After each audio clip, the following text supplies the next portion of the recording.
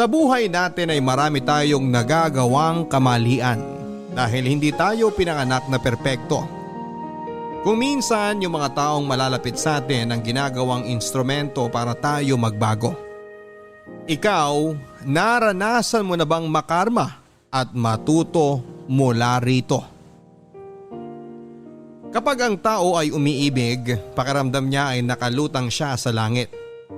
Pero kapag nasaktan naman siya, daig pa niya ang bumubulusok pa ibaba sa lupa mula sa himpapawid. At kung hindi man ikamatay ng kanyang puso ang pagbagsak na yon, ang mga sugat namang dulot nito ay iindahin niya sa panghabang buhay. Ang storyang tampok natin para sa araw na ito ay galing sa ating letter sender na si Alexa, na buong pusong ibinahagi ang kanyang mga karanasan sa buhay at kung paano siya pinagbago ng mga ito. Handa ka na bang makarelate sa kanya? Alamin natin yan sa mga kwento ng pag-ibig, buhay at pag-asa dito sa nangungunang Barangay Love Stories. Dear Papa Dudut, akala ko sa teleserye lang pwedeng mangyari ang mga nangyayari sa buhay ko. Pero maling-mali pala ako. Ni sa panaginip ay hindi ko inakala na posible kong pagdaanan ng ganung uri ng sakit na halos dumurog sa aking pagkatao at magpaguho sa aking mundo. At kahit ilang taon na ang nagdaan ay sariwa pa rin ito sa aking alaala. Itago niyo na lamang po ako sa pangalang Alexa. 35 years old at tubong Carmen sa Davao del Norte. Pero 10 taon nang nakakalipas nang lumuwas ako dito sa Maynila. Ang totoo niya na hindi pa gaano nagtatagal simula ng kawilihan kong pakinggan ng inyong programa. Pero walang araw simula noon na hindi ako nangarap na makapagpadala sa inyo ng sulat upang ibahagi ang kwento ng buhay ko. Ngunit bago ang lahat ay humihingi ako ng pangunawa sa ating mga kabarangay para sa ilang bahagi ng aking storya na merong sensitibong tagpo. Papadudot, noong nasa Davao pa ako, nagtatrabaho ako bilang supervisor doon sa isang malaki at pribadong kumpanya. Yun ang first job ko simula nang makapagtapos ako sa kolehiyo bilang cum laude. Nang matanggap at makapasa ako sa naturang kumpanya, hindi na ako dumaan sa pagiging rank and file dahil for training na agad ako sa mataas na posisyon. Hindi na bago sa akin yon dahil noong nag-aaral pa lamang naman ako ay consistent awardee at palagi na akong top student ng klase namin. Bukod sa pagiging matalino ay may pagmamalaki ko rin ang taglay kong pisikal na kagandahan. Kaya naman malakas talagang kumpiyansa ko sa sarili ko simula pa noong college pa lamang ako. Madami na akong naging manliligaw, pero ni isa sa kanila ay wala akong sinagot dahil ayoko ng commitment. Mabilis kasi ako magsawa at aaminin kong hindi ko kailangan ng mga lalaking magsasabi sa akin ng dapat at hindi ko dapat na gawin. Nang magtrabaho naman ako ay puro fling at hook up lang ang naging relasyon ko sa iba't ibang lalaki. Kaya nga kilala din ako bilang playgirl ng aking mga barkada.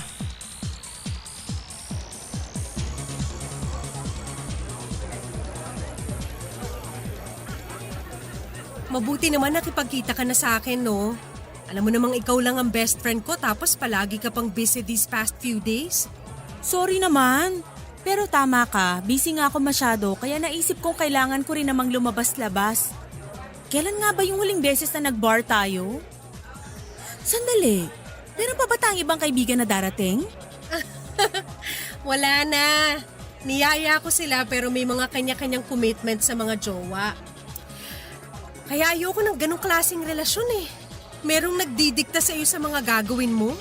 Sus, matagal ka na naman ng ganyan. Mas magugulat ako kung medyo lumihis ng konti ang filosofiya mo sa buhay tungkol sa pakikipagrelasyon. Aba, paano naman mangyayari yun? Pag nangyari yun, sigurado magiging napaka-boring ng buhay ko. Biruin mo, iisang tao lang ang palagi kong sasamahan o kakausapin tungkol sa mga bagay-bagay.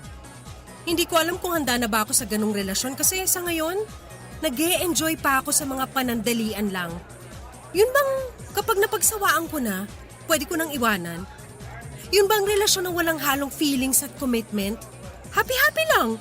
Ibang klase ka din talaga, no? Ewan ko ba, paano kita naging best friend? Mundo ang pagkakaiba natin pagdating sa pinaniniwalaan natin tungkol sa relasyon. Ang dami mo nang pinaiyak ng mga lalaki simula pa nung college and until now. Kakaiba ka talaga. Ikaw naman. Siyempre, opposites attract. Kaya nga tayo mag-best friend eh. At kaya nga rin pala kita in-invite kasi meron akong ikukwento. Huhulaan ko. Tungkol na naman yan sa bago mong fling o hook up, no? Paano mo nalaman? Pinagsasabi mong paano ko nalaman. Madalas naman kapag nagkikita tayo, panay ang kwento mo tungkol sa mga nakilala mong lalaki. Kaya ano ba yun? Sino na naman ba yung bago mong biktima? Sobra ka naman sa biktima. Pero, pwede ko na rin siyang isama sa listahan ng mga lalaking na-ghost ko. Ay, ikaw na, te. O, dali, kwento na. Nakilala ko tong guy na to sa social media 2 months ago. Ayos naman siyang kausap. In fact, nag-click naman kami kasi marami kaming similarities. Then, as usual sa boys, gusto agad dumamoves. Kaya medyo tinamad akong kausapin siya nang magpakita na siya ng ganong motibo. Until one day, medyo nakaramdam ako ng pagkapagod. Kaya naisip kong balikan yung last conversation namin. So, nagkausap uli kayo? Yes. At pumayag ako makipag-fling sa kanya. Pero virtual lang. Phone at online lang. Ganon. On and off yung naging relasyon namin. Kaso lately, mas nagiging demanding na siya. Hanggang sa nagsabi siya na gusto raw niya makipag-meet in person. Nung una, ayoko kasi wala akong oras para sa ganon. Pero ewan ko ba, napapayag din ako sa huli. Oh, tapos? Ina-schedule namin yung meetup namin. Kaso, nung dumating na ang araw na yon, guess what? Tinamad ka. Nawalan ka ng gana at interes. Correct! May iba na rin kasi akong kinakausap noon na mas interesting at ayaw din ng commitment. Kaya, automatic na dinisregard ko na yung lalaking gustong makipagkita sa akin. Binlock ko siya sa social media accounts ko at hindi sinipot sa meeting place namin. Nito ko na nga lang siya naalala at natatawa ko habang ini-imagine ko kung paano siya naghintay doon na parang tanga kung sakali. Grabe ka talaga. Kawawa naman yung tao. Paano nga kung nagpunta yun dun para makipagkita sa'yo tapos pinaghintay at pinaasa mo lang? Problema ko pa ba yun? Sinabi ko naman sa kanya na ayoko makipag-meet nung una pa lang. Siya tong mapilit. Tsaka bakit kailangan pa kasi naming magkita? Hindi pa ba sapat yung nag-uusap kami sa phone? Hindi pa ba siya kontento sa video calls namin? Baka naman tinamaan na sa'yo. Kumbaga, gusto nang seryosohin at gawing official yung relasyon nyo. Yun nga, nakakaloka. Isipin mo na lang, paano kung magtapat siya ng feelings niya sa akin pag nag-meet kami? For sure, i-reject ko lang naman siya, 'di ba? Mas mapapahiya pa siya. Kaya ayos na rin hindi ko siya pinuntahan. Tsaka mali ko ba kung may masama palang balak sa akin yung taong yun, no? Kaya siya pilit na nakikipagkita sa akin. Grabe siya, oh. Pero kawawa pa rin yung tao. Sakaling ang malinis naman ang intensyon niya. Sana sinabi mo na lang na di ka matutuloy kesa hinayaan mo siyang maghintay doon. Sa tono mo, parang sigurado kang naghintay nga siya ng matagal, ah. Malay mo, hindi rin naman pala siya tumuloy. Ako pa pala ang plano niyang Indianin, naunahan ko lang siya. Nabanggit ko lang naman kasi nga di na bago yung senaryo na ganun, di ba? Yung bigla mo nalang iniiwan sa ere yung mga nakikilala mong lalaki kapag di ka na interesado. Well, wala tayong magagawa. Hindi ko kasi mapigilan ang sarili ko. Kapag ayoko na sa isang tao, ayoko na talaga. Tapos. Kaya nga hanggang ngayon wala ka rin nakakarelasyon dahil ikaw mismo hindi ka matino karelasyon. Alam mo, nagbabago ang nararamdaman ng tao. At hindi yun kasalanan. May mga tao na nafo-fall out of love dahil meron silang nakikilala na nagpabago sa nararamdaman nila. At normal yun. Pero hindi ka pa naman in love, di ba? kaya parang hindi applicable na gawin mong example yan. Alam mo, kahit gaano ka pa katalino, kapag na-inlove ka na, mabobobo at mabobobo ka. At saka paano na lang kung dumating na pala yung taong mamahalin mo ng husto pero huli na pala ang lahat para sa inyo dahil dyan sa filosofiya mo pagdating sa pakikipagrelasyon. Masyado ka namang advance mag-isip. Pero if ever na mangyari nga yung sinasabi mo, napaka-imposible na ako, si Alexa, na kilalang matalino, maghahabol para lang sa isang lalaki? No way! Ako ang hinahabol. Never akong maghahabol sa kanila. Itaga mo yan sa bato. Ay, sabi mo eh. Masyado ka naman nag-aalala dyan. Mabuti pa, uminom na lang tayo. Treat ko, don't worry. Oh my gosh! Oh, bakit? Look! Si Julius the nerdy boy ba yun? Ha? Saan? Oo nga. Si Julius nga yun. Yung schoolmate natin ng college, right? Oo, siya nga. Bakit parang gulat na gulat ka? Wala lang. Hindi lang ako makapaniwala na makikita ko siya sa lugar na tulad nito kasi dati wala siyang alam puntahan kundi yung library natin sa school noon. Kaya nga siya binansagang nerdy boy eh. Nakakatawa. Ikaw naman, malay mo nagbago na siya. Tingnan mo, iba na rin ang pormahan niya. Oo nga. Dati ang baduy niya manamit eh. Bigla tuloy akong naging interesado sa kanya.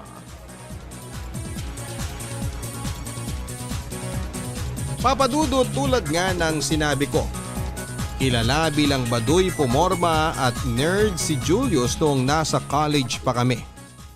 Matalino naman siya katulad ko din na palaging nangunguna sa klase nila pero kabaligtaran ko naman siya dahil sobrang seryoso niya sa buhay. Ni hindi siya marunong makihalubilo sa ibang estudyante at hindi siya pala attend ng mga party and in short ay wala siyang social skills. Para siyang pinalaki sa kuweba. Ang huling beses na nakita ko siya ay noong matapos ang graduation ceremony namin. Wala na akong masyadong alam o narinig tungkol sa kanya simula noon dahil tulad ng palagi kong sinasabi. Hindi ako interesado sa mga boring na tao. Pero matapos ko nga siyang makita sa bar na pinuntahan namin ng best friend kong si Loris ay parang biglang nagbago ang dating pagtingin at pagkilala ko sa kanya. Aminado ako noon na nagkaroon ako ng interes kay Julius. Lalo na noong nagpunta muli ako sa parehong bar na pinuntahan namin ni Loris noong sumunod na linggo. At nakita ko siyang muli papadudot.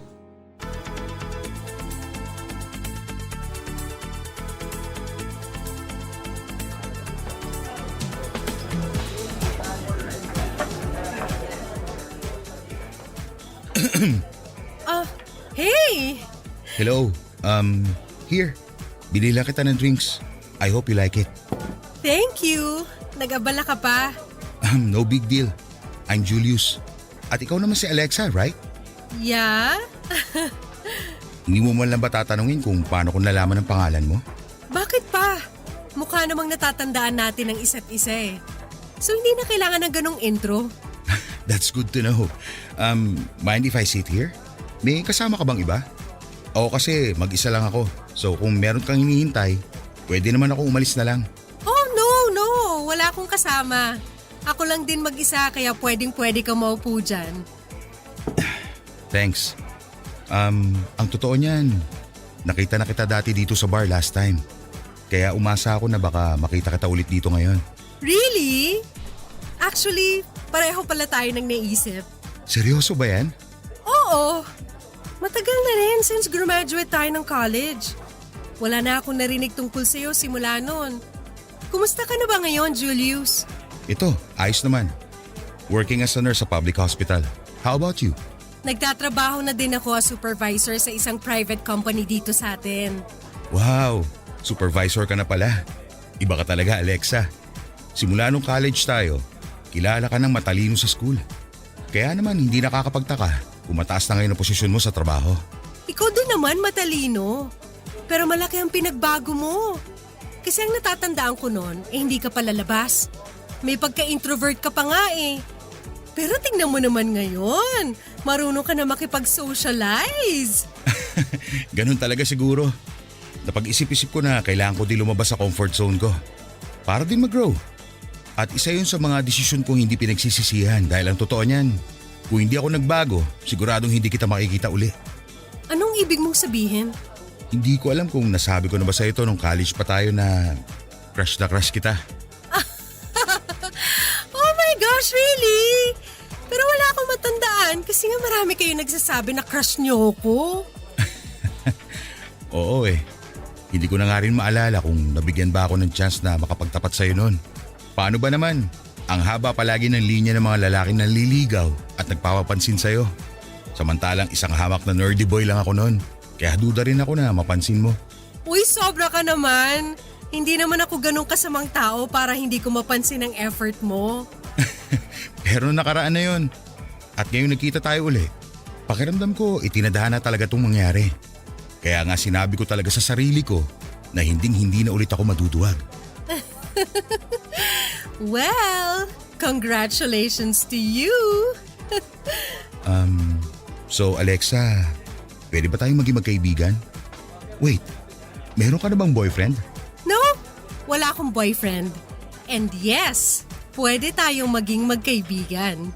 Ayos, nice.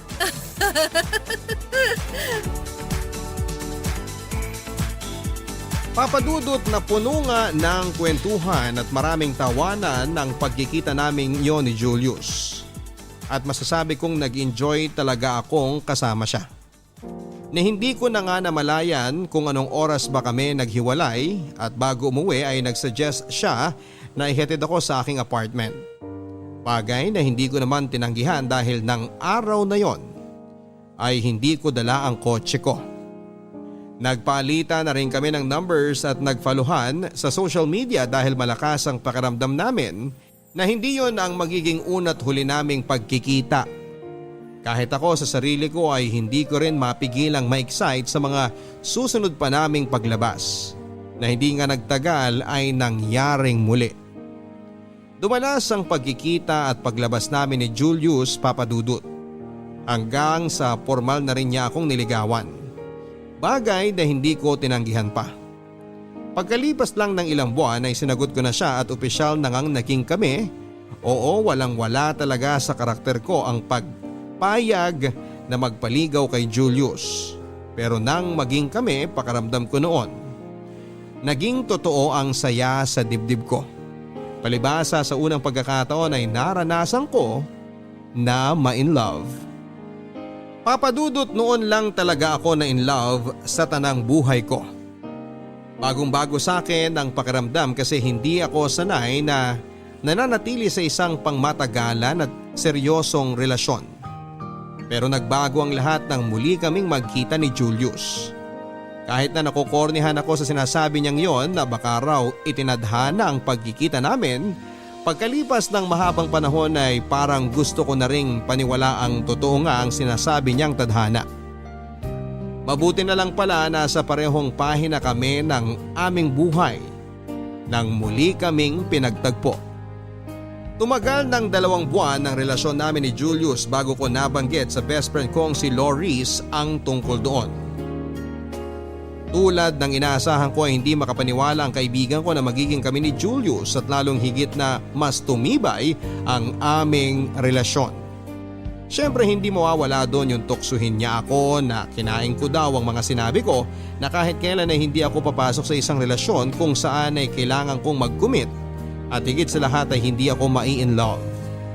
Aminado naman ako, Papadudot, na kinain ko ngang talaga ang lahat ng paniniwala ko pagdating sa pag-ibig.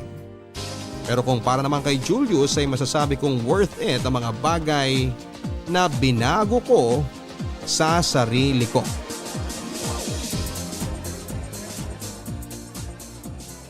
Mabuti naman nakipagkita ka na sa akin. Malapit na talaga ako magtampo sa'yo eh. Hala, bakit naman? Eh paano, nauubos na masyado ang panahon mo sa Julius na yan? Di mo na ako masyadong pinapansin o nire-replyan sa mga chat and text ko sa'yo. Kailan mo ba kasi planong hiwalayan si Julius ha? It's been 2 months. Usually, araw o linggo lang ang tinatagal ng mga nakakarelasyon mo eh. Ewan ko ba? Pero parang hindi ko kayang hiwalayan si Julius. Tulad ng ginagawa ko sa mga nakaka-fling ko lang. Kasi parang lalo akong nahuhulog sa kanya. Alam mo yun? So in love ka na nga. Siguro nga. Kahit ako mismo nagugulat sa sarili ko kasi hindi ko akalaing may in love ako ng ganun kabilis kay Julius. Nakakatawa man pakinggan pero totoo. Halata naman eh. Pero di naman sa sinisira ko ang kaligayahan mo ha. Kaya lang, di ka ba natatakot? Natatakot saan? Na kapag hinayaan mo pa ang sarili mo na mahulog kay Julius, baka sa huli, magsisi ka. Magsisi ako? Anong ibig mong sabihin? Lasing ka na yata eh. Sira. Pero seryoso, concerned lang naman ako sa'yo bilang best friend mo. Ayoko namang matulad ka sa akin, nakaka-break lang sa boyfriend ko dahil nag-cheat sa akin yung gago. Hindi naman siguro gagawin ni Julius sa akin yun, no? Kasi pareho namin gusto talaga ang isa't isa. Ayoko lang dumating yung punto na masyado kang mabulag sa sinasabi mong pag-ibig para kay Julius at di mo na makita ang totoo. Ikaw din, baka di mo kayanin yung sakit. Ikaw naman? Masyado ka namang nega dyan. Ako, iiwan ni Julius? Aba, imposible mangyari yun, no? Tsaka kilala ko si Julius. Hindi niya ako lolokohin. Isa pa, gaya nga ng sinabi ko kanina, ramdam ko yung sincerity niya nang ligawan niya ako. Oo, medyo hindi pa nga kami nagtatagal simula nung maging kami pero sapat ng dahilan yon para masiguro ko sa'yo na safe ako kay Julius. At kung iniisip mo na baka ako naman ang magloko, huwag ka mag-alala dahil nagbago na ako simula nung makilala ko siya. Kahit na sinabi ko no na nakakabagot magstay sa isang relasyon na tulad ng sa amin ni Julius, pues, isa lang din ang masasabi ko ngayon. Ang sarap pala sa feeling ng in love. Yung bang may isang tao na nakakaunawa sa'yo, na nandyan parati sa tabi mo para pagandahin at pagaanin yung bawat sandali. Lahat ng yun na kay Julius na at wala na akong hahanapin pa. Kung sa bagay, totoo naman ang mga sinabi mo. Ibang-iba si Julius sa mga lalaki na kilala ko. Malakas ang pakiramdam ko na siya na yung binigay para sa akin eh. Nakakatawa talaga dahil akala ko sa mga teleserye ko lang napapanood yung ganito na may pinagtagpo at itinadhana. Meron din pala sa tunay na buhay. At nangyari yun sa aming dalawa ni Julius. Alam kong tungkol dapat sa kaibigan kong si Loris ang dahilan kung bakit kami nagkita ng gabing yon, Papa Dudut. Pero hindi ko napigilang ibida ang sarili kong kaligayahan sa kanya ng mga sandaling yon. Alam ko na bilang kaibigan ay dapat ay kino-comfort ko ang kaibigan ko sa breakup nila ng manloloko niyang boyfriend, kaya lang ay hindi yon ang nangyari. Magpapaalam na lang kami sa isa't isa para umuwi pero hindi pa rin ako matigil-tigil sa pagkukwento ng mga bagay tungkol sa akin at sa amin ni Julius. Kung gaano ako kasaya at gaano kasarap sa pakiramdam na ma-in love sa unang pagkakataon. At kung ano-ano pang may kinalaman sa mga bagay na yon. Sa katunayan ay hindi ko na nga matandaan kung paano kami naghiwalay ni Loris ng gabing yon. Basta ang alam ko, abala akong katext si Julius. Pero masisisi niyo ba ako kung ganon yung nararamdaman ko ng panahon na yon? Palibasa, noon lang ako nagkaroon ng permanenteng relasyon, noon lang ako nagseryoso sa isang tao. Kahit kailan ay hindi sumagi sa isipan ko na posibleng masira ang matibay na pundasyon ng aming relasyon ni Julius, Papa Dudut. Na kahit kailan ay hindi niya ako pagtataksilan tulad ng ginawa ng boyfriend ni Loris sa kanya. Malaki ang tiwala ko na magtutuloy-tuloy ang aming masayang pagsasama ni Julius bilang magkasintahan. Kaya hindi na rin ako nagdalawang isip na ibigay at ipagkatiwala sa kanya ang sarili ko. hanggang sa nagbunga nga ang aming pagmamahalan. Pero ni sa panaginip ay hindi ko naisip na isa palang bangungot para kay Julius ang aking pagbubuntis.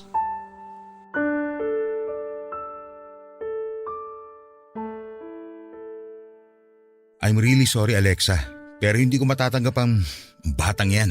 Anong sinabi mo? Sira na ba ang ulo mo? Sira ulo na o sira ang ulo, pero hindi ko pananagutan ng batang ipinagbubuntis mo. Paano ako nakakasiguradong anak ko nga yan? Anong sinabi mo? Nagdududa ka na hindi ikaw ang tatay nitong ipinagbubuntis ko? Bakit? Imposible ba mangyari yon? Kilala kita. Hindi ka marunong makontento sa iisang lalaki. Anong malay ko na kapag hindi tayo magkasama may iba kang kinakalantari. Ang kapal naman ng pagmumukha mong pagbintangan ako ng ganyan. Gago ka! Ang sakit doon ah! Kulang pa yan, Julius. Kulang pa yan dahil sa harap-harapan mong panginsulto sa akin. Wala akong pakialam sa nararamdaman mo, Alexa. Dahil ang totoo niyan, nagpunta talaga ako dito para formal nang makipaghiwalay sa'yo. Ano? Gusto ko nang tapusin ang relasyon na to. Kasi hindi na ako masaya sa'yo. Hindi na kita mahal. Ang tumatakbo lang sa isip ko ngayon ay ang makipaghiwalay sa'yo. Sandali. Sandali lang, Julius. Ano bang sinasabi mo? Bakit mo naman naisip na makipaghiwalay sa akin ng biglaan? Ano bang ginawa ko para magkaganyan ka, ha? Ang dami mo namang tanong eh. Akala ko ba matalino ka? O bakit hindi mo maintindihan yung punto ko? Kailangan ko pa bang isulat tapos lagyan ng mga drawing para maintindihan mo ang sinabi ko? Oo! Kailangan mo ipaliwanag sa akin isa-isa kung anong klaseng kapaliwan ang pumasok sa utak mo. Para bigla mong gustuhin na tapusin ang lahat ng namamagitan sa atin. Kailangan mong ipaintindi sa akin ang mga dahilan mo dahil wala akong maintindihan kahit isa. Ano bang mahirap intindi sa mga sinabi ko, ha? Gusto mo pa ba talaga idikdik ko sa pagmumukha mo na ayoko na sa'yo? Na gusto ko na makipaghiwalay? Sa totoo lang, hindi naman talaga ikaw ang babae na nakikita ko na makakasama ko habang buhay. Hayop ka nga talaga! May pasabi-sabi ka pa na itinadhana ang pagkikita natin. So sinabi mo lang yon para paikutin ako? Ha? Ano sumagot kang hayop ka? Ay, bakit ba ang dami mo pang tanong? Aalis na ako. At saan ka pupuntang lintig ka? Ha? Ano ba? Bitiwan mo nga ako? Julius, ano ba? Sabihin mo nagbibiro ka lang. Hindi mo ako iiwan. Hindi ka makikipaghiwalay sa akin. Please, huwag mo namang gawin sa akin to. Mahal na mahal kita. Sinabi na nga hindi kita mahal eh. Tinatapos ko ng lahat ng meron sa atin. Pasalamat ka nga hindi tayo masyado nagtagal dahil kung sakali, lolokohin lang natin ang mga sarili natin. Kaya bitiwan mo na ako, ano ba? Bigyan mo naman ng kahihiyan ng sarili mo, Alexa! Hindi ka sabi pwedeng umalis ng basta-basta. Paano na lang ang anak natin, ha? Napakawalang hiya mo rin talaga, no? Nakuha mo pa akong buntisin tapos iiwanan mo lang din pala ako? Ang kapal mong lintik ka, napakasama mo! Hindi ka ba talaga nakakaintindi, ha? Di ba sabi ko ayoko sa batang yan? Kaya wala akong pakialam dyan, no? Sa anong mali ko? Mamaya pala hindi akin yan tapos gusto mo lang panagutan ko. Pwede ba, Alexa? Hindi ako tanga. Hayop ka talaga! Ang kapal na mukha mo! Ano ba? Buisit kang babae ka! Ano ba? Itigil mo yan!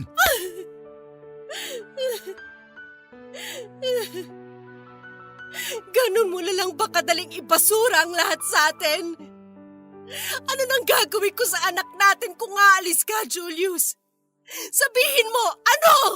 Aba, malay ko sa'yo! Katawan mo yan! Ikaw ang magdedesisyon kung anong gusto mo gawin sa batang yan. Ipalaglag mo kaya para hindi mo na problemahin pa. Simpleng bagay pinapakomplikado mo. O kung gusto mo, pwede mo rin namang ibenta sa mag-asawang hindi magkaanak. Napakasama mong tao! Paano mo naaatim na sabihin yan sa sarili mo pang anak? Masahol ka pa kay Satanas! Ay, nako! Ang dami mo pang drama dyan. Basta, buo na ang desisyon ko. Hindi ko pananagutan ng batang yan dahil hindi ako kumbinsidong sa akin nga yan. Pasensya ka na, pero nagbabago ang nararamdaman ng tao at hindi yung kasalanan.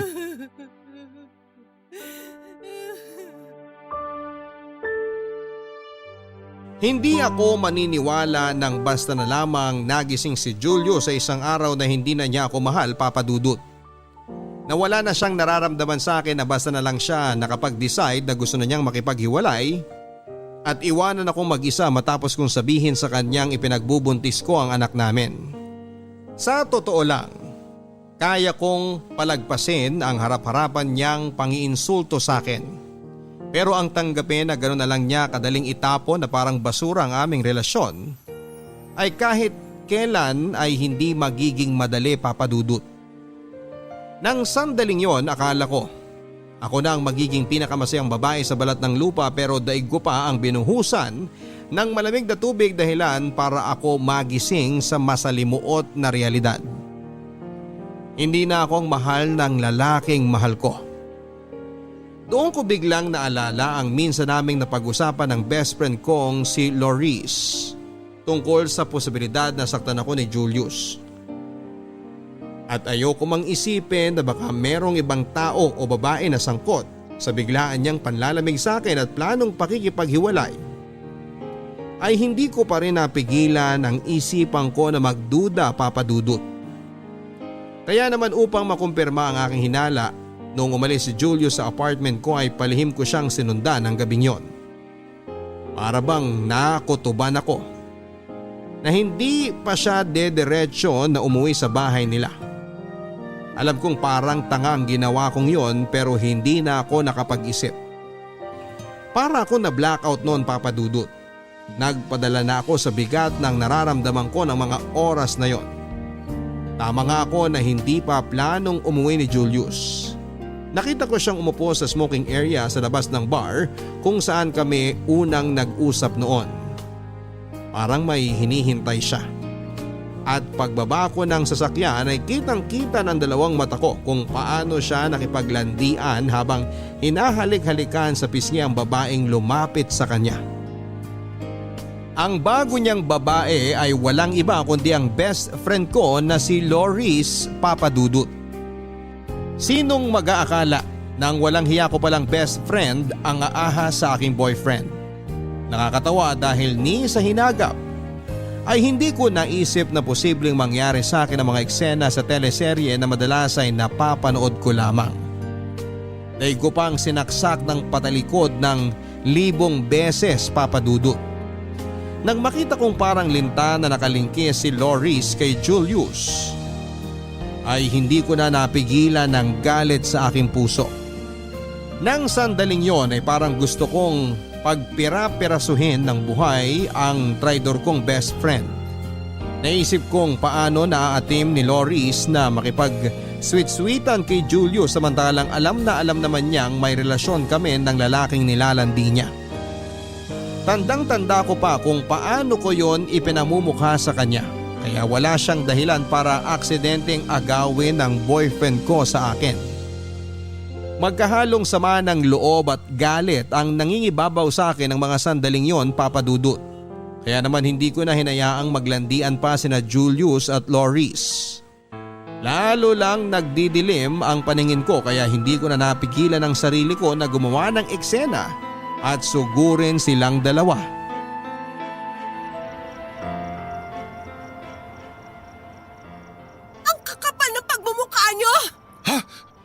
Rico! Hayop ka, lalaki ka! Alexa, ano ba? Kulang pa yan sa pagtataksil mong walang yaka! Anong pagtataksil? Hoy! Para sabihin ko sa'yo, hiwalay na tayo! Kaya huwag mo akong pinagbibintangan! Sira ulong to! Ang kapal na mukha mong sabihin sa akin ng tungkol sa bagay na yan? Ito ba?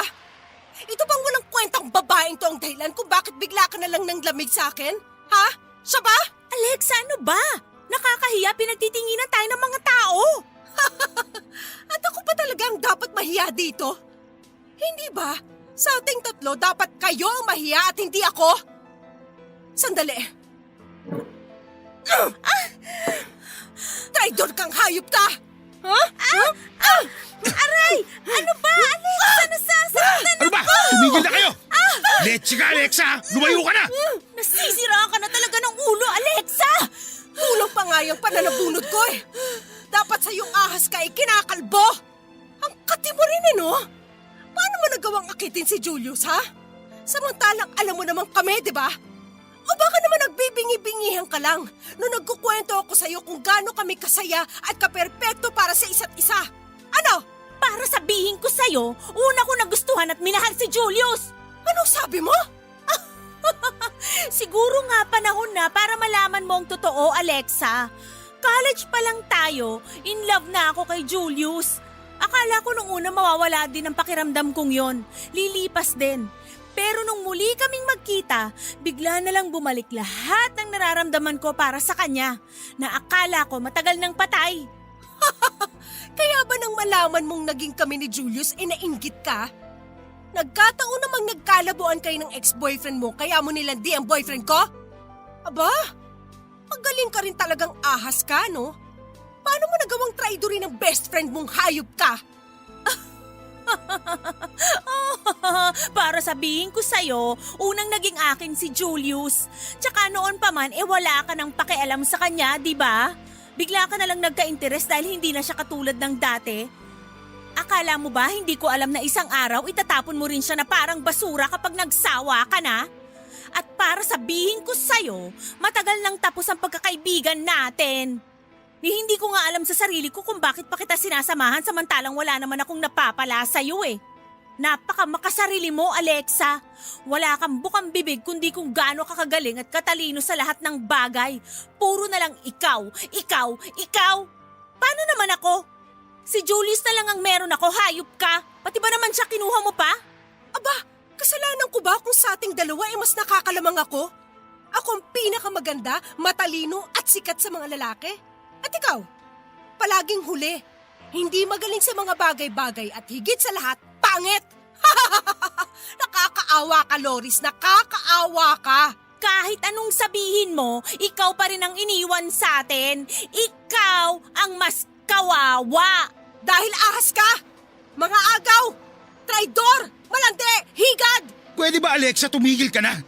Walang inagaw si Loris sa'yo. Ako ang kusang pumili sa kanya dahil noon pa man siya na gusto ko at hindi ikaw. Anong sinabi mong demonyo ka? Gawa-gawa ko lang naman kung ano mga sinabi ko sa'yo nung magkita tayo eh. Na mahal kita, gusto kita at itinadhana ang pagkikita natin. Ang totoo niyan, diring-diri ako sa'yo at ayoko mapalapit sa'yo, Alexa. Pero lahat ng yun, tiniis ko para sa kuya ko. Kuya mo? Natatandaan mo ba yung lalaking nakilala mo noon sa social media? Yung nakafling mo? Kuya ko yon, Alexa.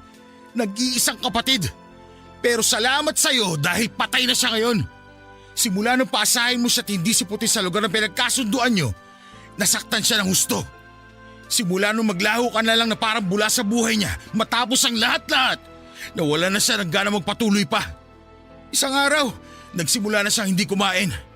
Nasundan pa yun ng nasundan hanggang sa tuluyan na siya ng hina. Nagkaroon din siya ng iba pang sakit na dahilan para bumigay ang puso niya. Alexa, namatay ang kuya ko dahil sa'yo. Kasalanan mo kung bakit nawalan ako ng kapatid. Kaya masahol ka pa sa demonyo. Kaya ba pinlano mong mapalapit sa akin? Para ipaghiganti ang kuya mo? Salamat na lang kay Loris dahil nalaman ko na ikaw ang walang yang babaeng hindi sumipot sa pagkikita niyo ng kuya noon. At hayop ka din, no? Ibinida mo pa talaga ang ginawa mo. Tao ka pa ba? Kaya simula nun, para makapaghiganti ako, sinubukan kitang paikutin. At mukhang nag-work naman dahil in love ka na sa akin. Nagtagumpay ako sa plano ko. Nasaktan ka. Naiwan ka na lang din basta-basta katulad ng ginawa mo nun sa kuya ko. Napaasahin kami forever tayo pero umasa ka lang sa wala kasi suka-suka talaga ako sa'yo. Hindi kita minahal. Hindi kita mamahalin kahit kailan. Si Loris lang ang mahal ko. Siya ang gusto kong makasama at hindi ang katulad mong kampo ni Satanas. Walang niya ka! Ikaw ang demonyo sa ating dalawa! Niloko mo ko! Pinaglaruan, pinaasa! Masahol ka pa sa hayop!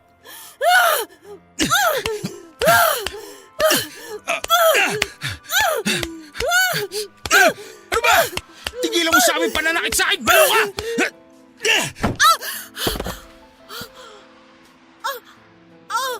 Aray!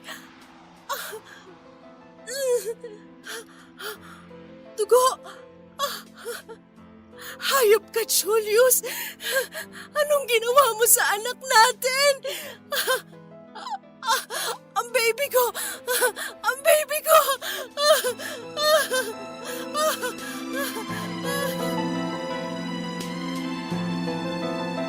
Matapos akong itulak ni Julius, nakita ko na lang na ang dami ng dugo sa hita ko. Doon ako nakaramdam ng pagkataranta at labis na takot. Hindi para sa sarili kong kaligtasan kundi sa buhay ng 2 linggo ko pa lamang na baby. Tandang-tanda ko pa kung paano nagkaroon ng komosyon sa naturang bar kung saan kami gumawa ng eksena.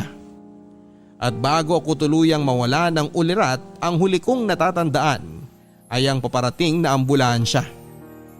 Nang magbalik ang malay tao ko ay nasa ospital na ako, Papa Dudut. Pero doon ko na rin nalaman ang masamang balita. Wala na ang baby ko. Patay na siya. Nang sandaling yon ay hindi ko na napigilang humagulhol. Gusto kong magwala dahil sa labis na sakit at kabiguan na naramdaman ko sa aking dibdib. Pero hinang-hina ako ng mga oras na yon. Ang kaawa-awa kong anak na wala na lang siya nang hindi man lang nasisilayan ng mundo. At ang mas lalo pang naging malaking dagok ay ang katotohanan na ang may kagagawan kung bakit wala na siya ay ang sarili pa niyang ama, si Julius.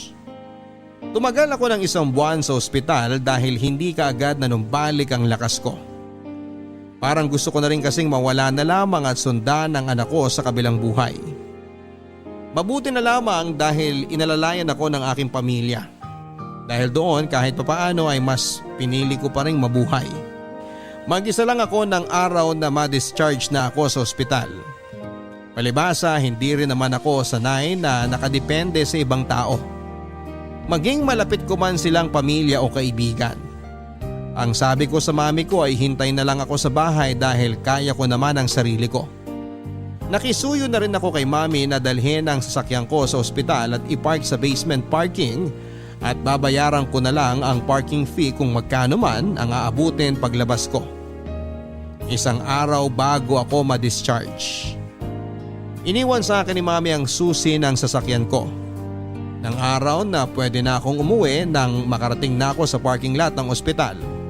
Sakto namang nakita kong papalabas ng kanilang kotse ang traidor kong best friend at ang manloloko kong ex-boyfriend. Papadudot muling nanumbalik ang matinding galit at poot sa aking dibdib.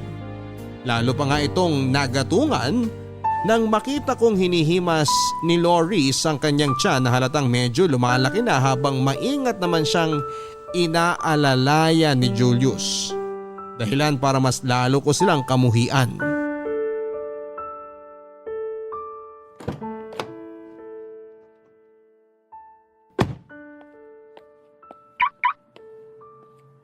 Wow naman! Wow talaga! Alexa, anong ginagawa mo dito? Nagulat ka ba, Loris? Bakit? Akala mo ba ikinamatay ko na yung pagkakalaglag ng anak ko? Pwes, para sabihin ko sa inyong dalawa, oo, kamuntik na. Pero tingnan niyo naman ako ngayon. Buhay na buhay. Malakas at masayang-masaya makita kayo na magiging isang buong pamilya. Pwede ba Alexa? Ayaw namin ng gulo. Nagpunta lang kami dito para ipacheck up ang magiging baby namin. Please lang, huwag kang gumawa ng eksena na ikapapahamak na magiging anak namin. Wow! Na-touch naman ako. Paano naman yung anak natin, ha Julius? Nakakatuwa naman makita na concern ka para sa magiging baby nyo ni Loris samantalang ikaw ang dahilan kung bakit nalaglag ang anak ko. Ang sama mo! Paano mo naaatim na umastang mabuting ama dyan sa anak nyo ni Loris samantalang kagagawan mo kung bakit hindi ko na makikita kahit kailan ang anak ko? Pwede ba? Aksidente nangyari. Ikaw naman kasi. Masyado ka ding violente ng mga panahong yun. Alam mo namang buntis ka pero sugod ka pa rin ng sugod. Tapos kung umarte ka dyan akala mo ikaw lang ang nasaktan. Hoy Alexa, grabing pasa, kalmot at sugat din kaya ginawa mo sa akin. Pati na kay Loris. Pasalamat ka nga at hindi kami nagsampa ng reklamo laban sa'yo eh.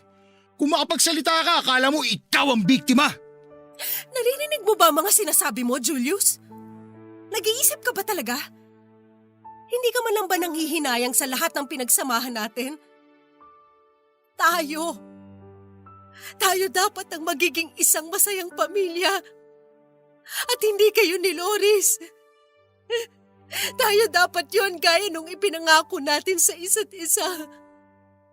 Pero ano nangyari? Hindi na ba talaga mabibigyan ng pagkakataong maayos natin ang relasyon natin? Julius, ano bang nagustuhan mo kay Loris na hindi mo mahanap sa akin?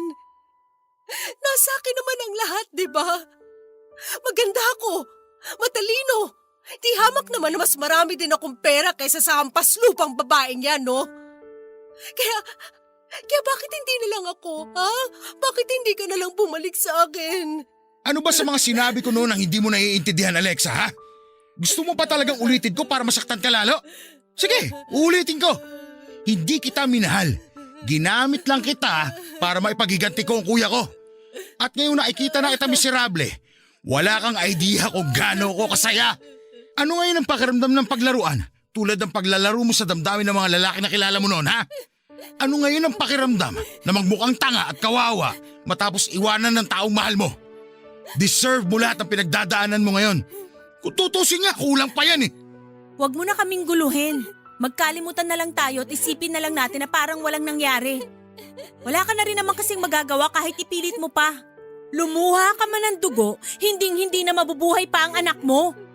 Kailangan mo na talagang tanggapin na hindi ka na magkakaroon ng anak pa kay Julius dahil siya nang magiging tatay ng anak ko. At nagmamahalan kami ng totoo. Mag-move on ka na lang katulad ng pag-move on mo nun sa mga lalaking nakilala mo. Sigurado naman akong sisiw lang sa'yo ang bagay na yon, di ba? Napakasama niyong dalawa. Mga demonyo kayo. Kahit na ano pang sabihin mo, di na magbabago ang totoo. Isipin mo na lang na karma mo to sa lahat ng masasama mong ginawa nun. Nagkataon nga lang na hindi ka lang isang beses na karma, dumoble pa. At dapat lang talaga na pagbayaran mo lahat ng mga kasalanan mo, no? Kaya wag ka nang mag-inarte dyan. Di ka nakakaawa, nakakadiri ka. Mahal, tara na. Baka mahuli pa tayo sa schedule ng OB natin. Okay, mahal. Halika na.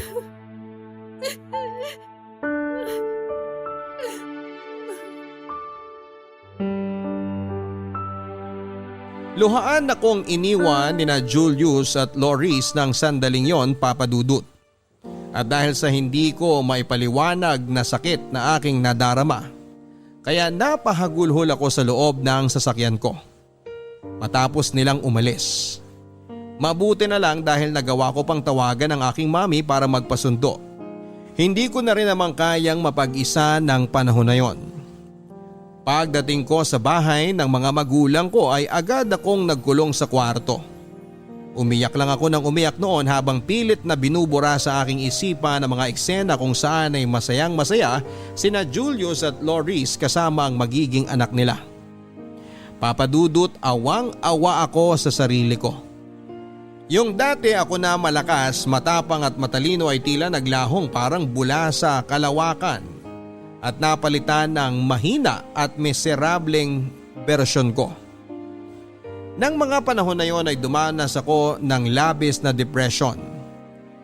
Una na doon ay dahil sa pagkawala ng aking baby. Ikalawa ay ang pagtataksil ni Julius at pagiging traidor ni Loris. At huli ay ang pagsasabwatan nilang dalawa para maghiganti sa akin. Pakiramdam ko ako na ang pinakawalang kwentang tao sa mundo, Papa Dudut.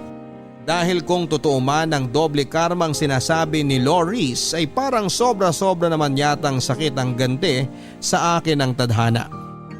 At dahil nga sa hustong kalungkutan, matinding kapighatian at pagiging kaawa-awa na aking naramdaman, kaya naman tinangka kong tapusin na lamang ang aking buhay. Papadudot, alam kong malaking kasalanan sa Diyos ang kitlin ko ang sarili kong buhay sa pamamagitan ng pag-inom ng gamot hanggang sa ako ay ma-overdose. Pero desperado na kasi ako. Sa dami ng trahedyang nangyari sa aking buhay ay hindi ko na alam kung paano gumising sa umaga ng masaya at masigla katulad ng dati. Gusto ko na lang matapos yung sakit kaya gusto ko na lang din na mawala. Pero sa kabila ng lahat ay hindi pa rin ako pinababayaan ng Diyos.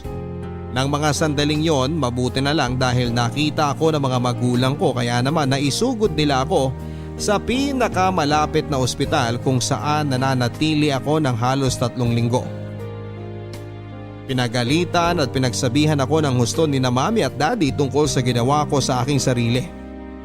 At aaminin kong natauhan ako nang umiyak sa harapan ko ang mga magulang ko, Papa Dudut. Doon ko na-realize na hindi pala ako nag-iisa sa labang pinagdaraanan ko, na merong mga taong nagmamahal sa akin at handang tumulong sa akin sa mga panahong pakiramdam ko ay mag-isa na lamang ako.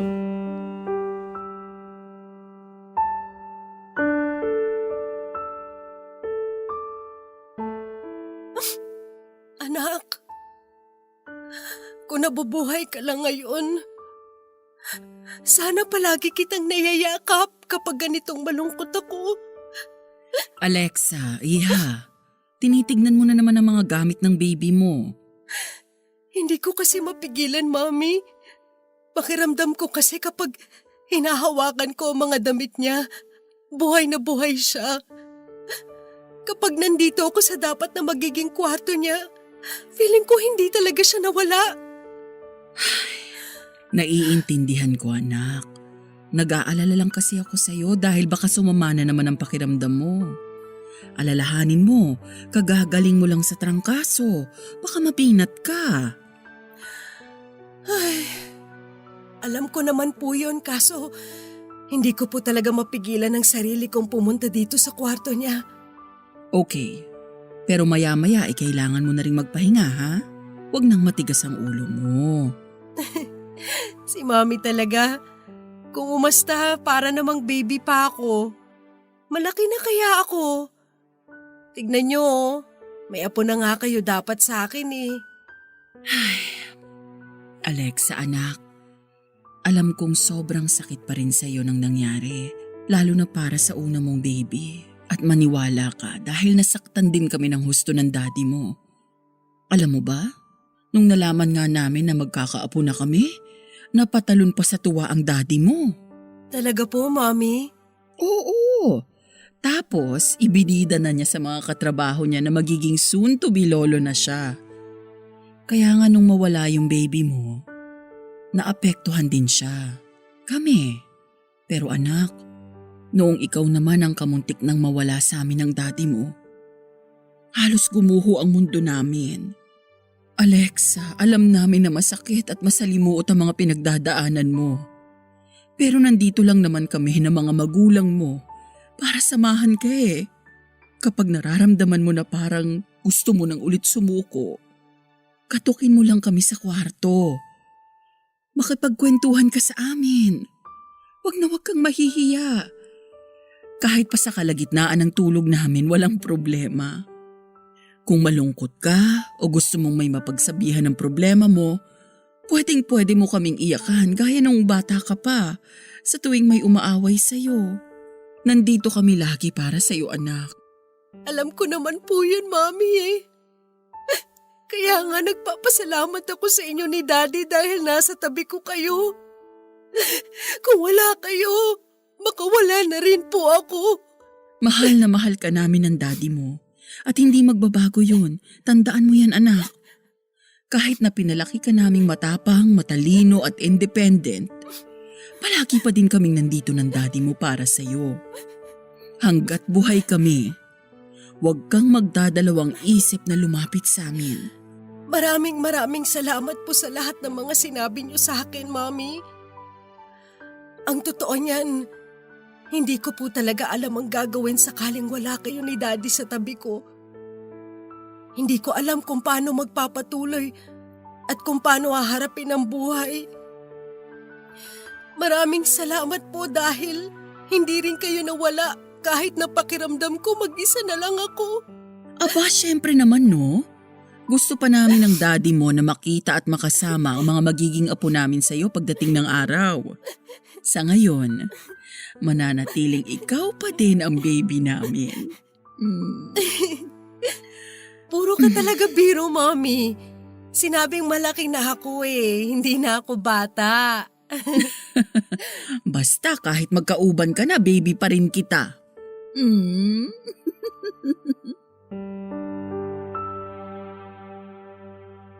Nagdaan ng ilang buwan at hindi ko na nga namalayan ang paglipas ng isang taon, Papa Dudut. Ngunit masasabi ko namang bumuti ang kalagayan ng aking pisikal na pangangatawan kasabay ng aking mental health. Nakabalik na rin ako sa aking trabaho at doon na lang ako mas nagpakabisi para naman kahit papaano ay pansamantalang mawala sa aking isipan ang mga pinagdadaanan ko. Sa tulong din ng aking mga magulang at malalapit na kamag-anak, mas naging maayos ang estado at disposisyon ko sa buhay ko. Nawalan na rin ako ng balita kina Julius at Loris ng panahon na yon. Naisip kong mas mabuti na yon kaysa patuloy ko lang silang kamuhian. Aaminin ko na kahit ilang taon na ang nagdaan, ay hindi ko pa rin sila ganap na napapatawad. Pero buo pa rin ang pag-asa ko na darating ang panahon kung kailan tuluyan na ring mawawala ang galit na nararamdaman ko sa aking puso para sa kanila. Pero iba rin maglaro ang kapalaran, Papa Dudut. Kung minsan hindi talaga pwedeng maging kampante dahil palaging nangyayari ang hindi inaasahan. Tulad ng muling pagkukrus ng landas namin ni Julius sa dating bar kung saan kami muling nagkita at unang nag-usap noon.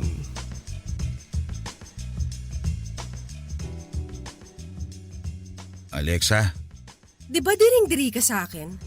O bakit lumalapit ka sa akin ngayon? gusto lang kitang makausap. Alam mo, gusto kong matawa. Pero para saan pa? Natatandaan mo pa ba na sa lugar na to tayo nagkita ulit pagkatapos nating graduate? Tapos pagkalipas ng isang taon, nandito na naman tayong dalawa.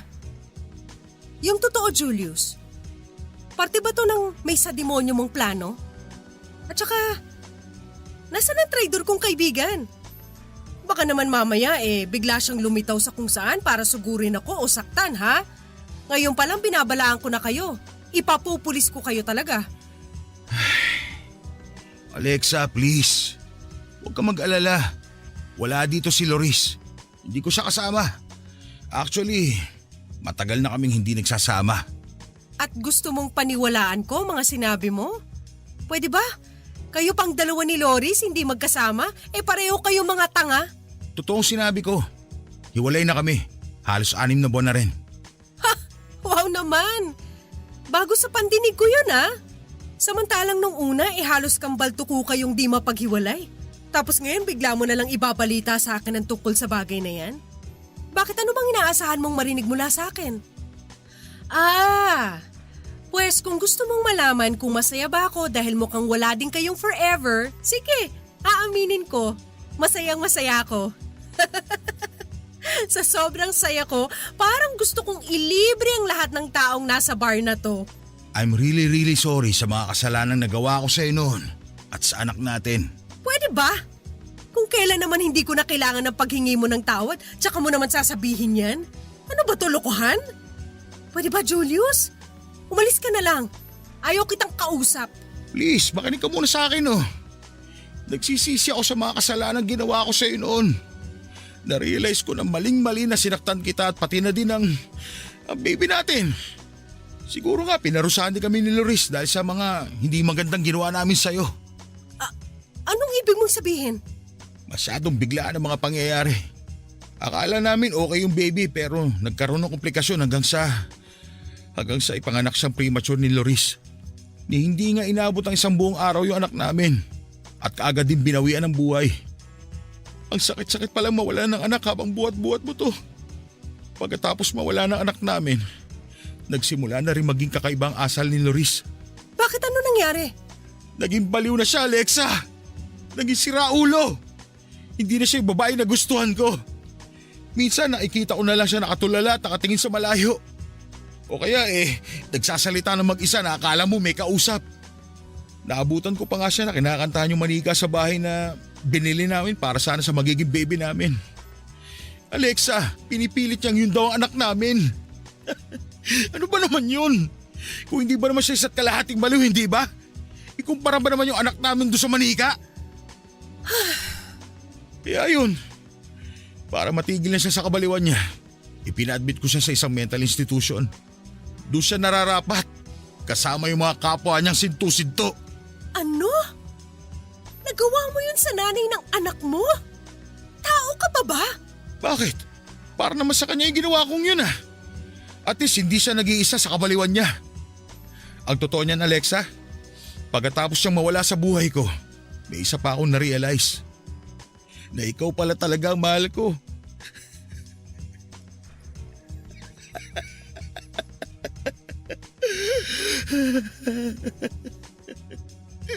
Kaya nga hinanap kita kaagad eh. Alam mo, ilang buwan na rin akong pabalik-balik sa lugar na to habang umaasa na matsyempohan ka para makausap. Julius, ikaw yata ang baliw sa inyo ni Loris eh. Ako? Baliw? Siguro nga. Pero mas lalo lang ako mababaliw kung hindi ko maipapaalam sa'yo ang nararamdaman ko. Magbalikan na tayo, Alexa. Ano? Magsama na tayo ulit. Tutal, wala na rin naman si Loris. Ibig sabihin, wala na magiging sagabal sa atin. Alam kong may nararamdaman ka pa sa akin. Mahal mo pa rin ako, hindi ba?